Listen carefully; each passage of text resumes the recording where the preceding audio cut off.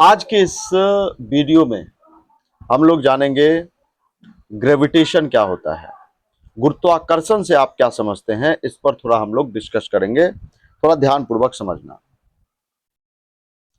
गुरुत्वाकर्षण क्या होता है पता है? यह बहुत ही कमजोर और क्षीण बल होता है।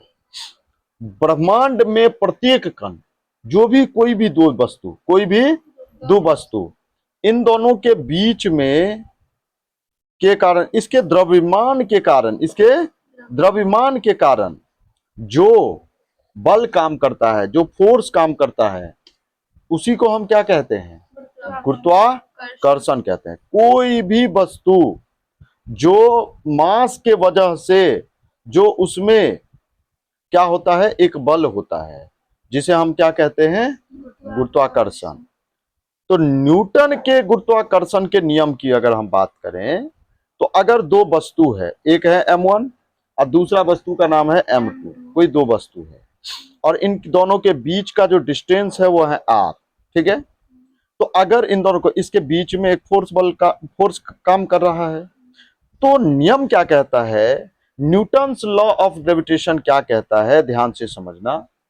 पहला लॉ इसका कहता है कि इन दोनों वस्तु के जो बीच में फोर्स काम करेगा, इन दोनों के बीच में जो फोर्स काम करेगा, ठीक ना, फोर्स जो काम करेगा वो प्रोपोर्शनल टू होगा, समानुपाती होगा इन दोनों वस्तुओं के मास के गुणनफल के, यानी m1 इंटू m2 होगा।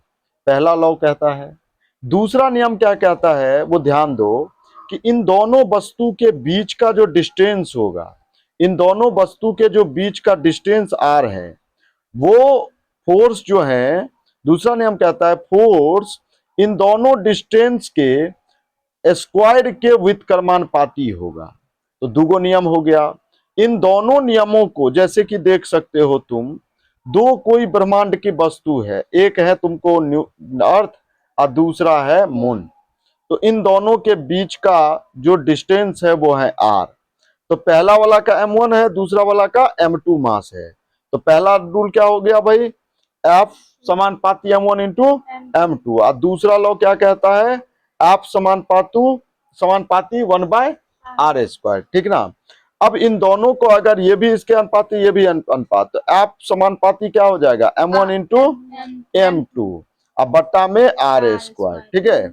अगर हम इस समानुपात को हटाएंगे, तो अगर हटाएंगे तो कैपिटल G इसके कांस्टेंट टर्म ले लेंगे, गुरुत्वाकर्षण नियतांक कहेंगे इसको, या जिसको सार्वत्रिक गुरुत्वाकर्षण नियतांक कहते हैं, ध्यान रखना। तो यहां पर कैपिटल G का जो मान होता है 6.67 इंटू 10⁻⁻11 न्यूटन मीटर स्क्वायर के जी। कैसे नियतांक निकल के आया वो ध्यान दो, कि इसका मात्रक कैसे ये निकल के आया। अब जैसे देखो F इक्वल टू कितना है भाई, capital G m1 into m2 बट्टा r² है। हमको तो कैपिटल G का मान निकालना है, तो इसको इससे गुना करो, यानी क्या हो जाएगा, फोर्स इंटू r²। अब बट्टा में होगा क्या, मास इंटू मास 2। अब देखो फोर्स का ऐसा यूनिट न्यूटन होगा, मीटर आर का होगा मीटर स्क्वायर प्रति, m1 इंटू m2 तो kg²। यही इसका कैपिटल G का मात्रक होगा, कैपिटल G का मात्रक तो यही होगा, यानी न्यूटन मीटर स्क्वायर प्रति kg²। ये इसके फॉर्मूला होंगे, इसके SI यूनिट होंगे। तो G का मान कितना होता है, 6.67 इंटू 10⁻11 होगा। अब देखो ध्यान दो, बात समझ में आ गया, कोई दिक्कत तो है नहीं। अब ध्यान दो, समझो बात को, कि इसका कैपिटल G समझ में आ गया, कोई दिक्कत नहीं है। अगर हम कैपिटल G का क्या निकालें, इसका अगर SI यूनिट तो हम समझ गए, SI यूनिट क्या होगा। अगर तुम्हें इसका इच्छा होगा कि इसका डायमेंशन निकालें, तो गौर करो, G इक्वल टू क्या होता है, F r² बट्टा m1 इंटू m2। तो फोर्स का जो होगा, फोर्स को हम लिखेंगे m इंटू a लिखेंगे, और r का तो r² है, अब बट्टा में कितना है, m1 इंटू m2 तो kg का स्क्वायर, ये तो क्लियर हो गया। अब देखो मास का तो हम लोग जानते हैं कि kg होगा, और इंटू एक्सलरेशन का क्या होगा, m इंटू a, तो यह होगा मीटर प्रति सेकेंड स्क्वायर इंटू r², तो मीटर स्क्वायर होगा। तो यहाँ पे टोटल कितना हो जाएगा, KG meter cube, KG meter cube, और सेकेंड का पावर -2, अब बट्टा में केजी गुने केजी, तो केजी स्क्वायर यहाँ पर भी हो गया, तो ऊपर जाएगा प्लस है तो माइनस, 2 में से 1 गया 1, ये हो जाएगा इसका मात्रक। केजी का पावर -1 और मीटर क्यूब और इंटू सेकेंड सेकेंड का पावर -2। अब आओ एक बात बताओ, ध्यान दो बाबू, कि अगर केजी को हम क्या लिखेंगे, एम, कैपिटल एम, अगर डायमेंशन लिख रहे थे, इसका पावर -1, और मीटर को क्या लिखेंगे, एल का पावर क्यूब और टी का पावर -2, ये इसका डायमेंशन हो गया। एम का पावर -1, एल का पावर 3 और टी का पावर -2। तो इस तरीके से जो जी का बीमा होगा, एम का पावर -1, एल का पावर 3 और टी का पावर -2 होगा। तो न्यूटन का जो गुरुत्वाकर्षण नियम है वो पूरे ब्रह्मांड में हर जगह मान्य है, इस बात को ध्यान में रखना। अब आ जाओ यहाँ पर एक क्वेश्चन देखो, बहुत अच्छा क्वेश्चन है, गौर करो क्वेश्चन क्या कह रहा है। क्वेश्चन कहता है कि दो अलग अलग वस्तु के द्रव्यमान मास जो है अगर दुगुना कर दिया जाए, पहले मान लो m1 था तो 2m1 हो गया, और इनटू दूसरा जो है फिर m2 था तो 2m2 हो गया, ठीक है, ये हो गया। और कहता है कि इसके बीच की दूरी को क्या कर दिया जाए, आधा, मतलब r/2 कर दिया जाए। कितना कर दिया जाए, r/2 कर दिया जाए। तो अब बताओ कि इसका फोर्स में क्या हो जाएगा, बढ़ेगा कि घटेगा।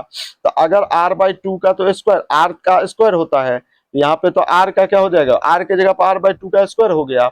अब बताओ पहले कितना था, पहले कितना था फोर्स, कैपिटल जी, और इंटू कितना m1 इंटू m2, अब बट्टा कितना r², यही था ना। अब इसमें डबल इसको भी कर दिया, इसको भी डबल कर दिया, तो दुगुना कितना हो गया, 4।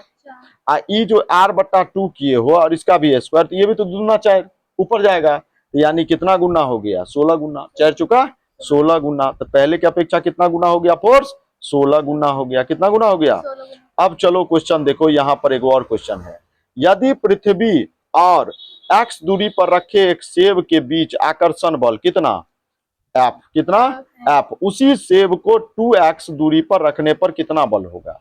अब देखो कितना अच्छा क्वेश्चन है, कह रहा है कि अगर F बराबर कितना है, भाई x दूरी पर अगर रखा है तो कोई एक क्या है, पृथ्वी है और सेब है ना, एक m1 है और एक वस्तु का क्या है, m2 है। तो m1 इंटू m2, अब बट्टा में क्या हो गया, x का स्क्वायर, यही होगा।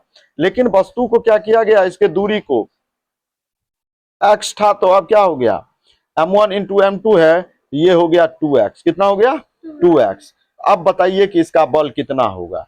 तो सिंपल सा बात है। अब बताओ फोर्स, पहले फोर्स था F था, तो अब क्या हो गया, m1 इंटू m2 तो वैसे के वैसे हैं, है ना, लेकिन इसमें 2x इसको कर दिया गया, इसको कर दिया गया, तो दुगुना 4, तो 4 चौथा भाग हो जाएगा, क्या हो जाएगा, चौथा भाग। फोर्स का क्या हो गया, 4 से भागा हो गया ना, इसमें पहले तो x स्क्वायर के बल था, तो 4 से भागा हो गया, तो चौथा भाग। तो क्या हो जाएगा, फोर्स बट्टा 4 हो जाएगा, मतलब चौथा भाग हो जाएगा। अब देखो क्वेश्चन नेक्स्ट क्या है, वो ध्यान पूर्वक समझो। कह रहा है कि गुरुत्वाकर्षण बल और गुरुत्व बल किसे कहते हैं। जो ग्रेविटी फोर्स होता है और ग्रेविटेशनल फोर्स होता है, ये क्या होता है, जब दो वस्तुओं, कोई भी दो वस्तु, इसके बीच में जो बल लगेगा उसको हम कहते हैं ग्रेविटेशनल फोर्स। अगर ग्रेविटी फोर्स की अगर हम बात करें तो इसमें एक वस्तु फिक्स है कि अर्थ होगा, अब दूसरा वस्तु कुछ भी हो सकता है, ठीक ना, कुछ भी हो सकता है। इसके बीच में जो फोर्स काम करेगा उसको हम कहेंगे गुरुत्व बल। क्या कहेंगे, गुरुत्व बल। बात समझ में आ गया, आगे की बात समझे, ध्यान दो। अब है क्या, वो समझो, कैपिटल जी और स्मॉल जी। तो कैपिटल जी को हम कहते हैं गुरुत्वाकर्षण नियतांक। क्या कहते हैं, गुरुत्वाकर्षण नियतांक, और इसको कहते हैं गुरुत्वीय त्वरण। तो गुरुत्वाकर्षण नियतांक को हम क्या लिखते हैं, 6.67 इंटू 10⁻11 न्यूटन मीटर केजी का पावर -2। अब देखो इसको हम क्या कहते हैं, ध्यान रखना, ये एक स्केलर क्वांटिटीज है, ठीक ना, इसका पूरा कहीं पर भी कैपिटल जी का मान नहीं बदलता है। लेकिन यहीं पर अगर स्मॉल जी की बात करेंगे तो यह इसका मान अलग अलग जगह पर क्या होता है, अलग अलग मान बदलते रहता है। जैसे कि पृथ्वी की सतह पर क्या होता है, 9.8 मीटर प्रति सेकेंड स्क्वायर, 9.8 मीटर प्रति सेकेंड स्क्वायर, ठीक ना। लेकिन यहीं से तुम जाओगे कहां पे, अगर यही तुम चलोगे चंद्रमा पर तो इसका क्या हो जाएगा, मान घट जाएगा। क्या होगा, घट जाएगा, ठीक ना, समझ गया। और ये क्या होता है, वेक्टर है। क्या है, वेक्टर, समझ में आ गया। हाँ। चलो अब देखो, ध्यान देना, बात समझना बुआ। गुरुत्वाकर्षण बल सबसे कमजोर बल है, सबसे कमजोर। हाँ ठीक है। दो द्रव्यमान युक्त वस्तु के बीच गुरुत्वाकर्षण बल का लगना अनिवार्य है। कोई भी दो वस्तु, इन दोनों के बीच हमेशा गुरुत्वाकर्षण बल लगेगा। गुरुत्वाकर्षण बल केवल आकर्षण बल है। आकर्षण बल मतलब समझ आ गया ना, खींचने वाला बल, ठीक ना, हमेशा है। ध्यान रखना इस बात को। अब देखो एक इंपॉर्टेंट क्वेश्चन, बहुत इंपॉर्टेंट, बहुत बहुत most important question for your any examination, कहीं पर भी तुमसे पूछा जा सकता है। देखो, कैपिटल जी और स्मॉल जी के बीच में रिलेशन क्या है, इसको आपको समझना है। कैपिटल जी और स्मॉल जी के बीच में रिलेशन क्या होता है, उसको आपको ध्यान रखना है। जब कभी भी अगर बात किया जाए, अगर पृथ्वी का द्रव्यमान यानी कैपिटल एम, किसी ग्रह के द्रव्यमान कैपिटल एम हो, ध्यान दो, ग्रह का द्रव्यमान कितना हो, कैपिटल एम, तथा त्रिज्या कितना हो, कैपिटल आर हो, कैपिटल आर हो, ठीक है। तो इन दोनों के बीच में जो गुरुत्वीय त्वरण का मान होगा, स्मॉल जी का मान, वो कितना होगा, capital G into capital M अब बट्टा आर स्क्वायर। ये इसका रिलेशन है। यानी कैपिटल जी और स्मॉल जी की अगर बात हम करें तो स्मॉल जी इक्वल टू क्या होगा, capital G into capital M अब बट्टा कैपिटल आर का स्क्वायर। ये इसका क्या हो जाएगा, ध्यान रखना, ये दोनों बीच में रिलेशन होगा, कैपिटल जी और स्मॉल जी के बीच में, ठीक ना। कैसे होगा थोड़ा हम डेरिवेशन करके बताएंगे बाद में। अब देखो एक बार ध्यान दो क्वेश्चन, गुरुत्वीय त्वरण का मान फेंके जाने वाले वस्तु के द्रव्यमान पर निर्भर नहीं करती है। गुरुत्वीय त्वरण कैपिटल जी का जो मान है वह फेंके जाने वाले कोई वस्तु के द्रव्यमान पर कोई निर्भर नहीं करता है, ध्यान रखना। अब महत्वपूर्ण कुछ फैक्ट को समझ लो।